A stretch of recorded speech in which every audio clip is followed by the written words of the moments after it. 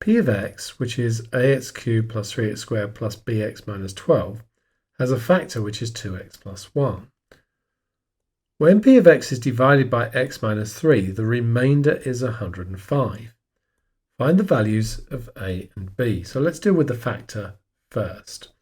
So for 2x plus 1, we need to evaluate negative a half. X is negative a half.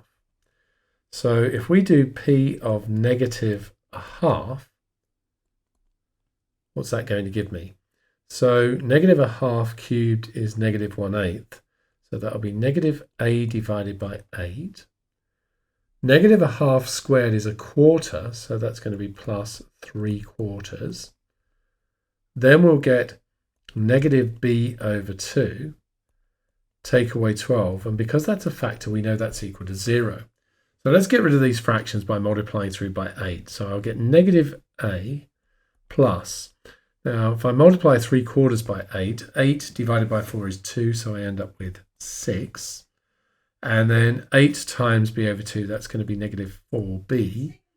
And then 8 times 12 is 96. So if I take the a and the b to the other side, I'll get a plus 4b and leave the numbers on this side, on the left-hand side where they are at the moment. And then I've got 6 take away 96, which is negative 90.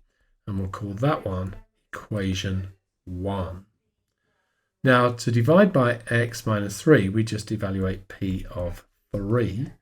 So that's going to be 27a plus 27, 3 times 9, plus 3b take away 12. And we know that's going to be 105. So I've got 27a plus 3b equals, so 27 take away 12 is 15, 105 take away 15 is 90. We can divide through by 3 here and get 9a plus b is equal to 30. And let's call that one equation 2. So if I now do equation 2 and multiply that by 4, I get 36a plus 4b equals 120. And if I do that, take away equation 1, which is a plus 4b equals negative 90, the b's will now disappear. And I'll get 35 a's are equal to 270. Correction, 120 add 90 is 210. And that would give me that a is equal to 6. Now, if a is equal to 6, let's substitute into 2. 9 6s are 54. Add b equals 30 means that b would be negative 24.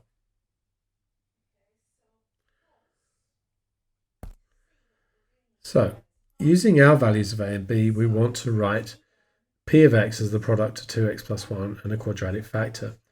With our numbers a and b, P of x is going to be 6x cubed plus 3x squared, take away 24x, take away 12.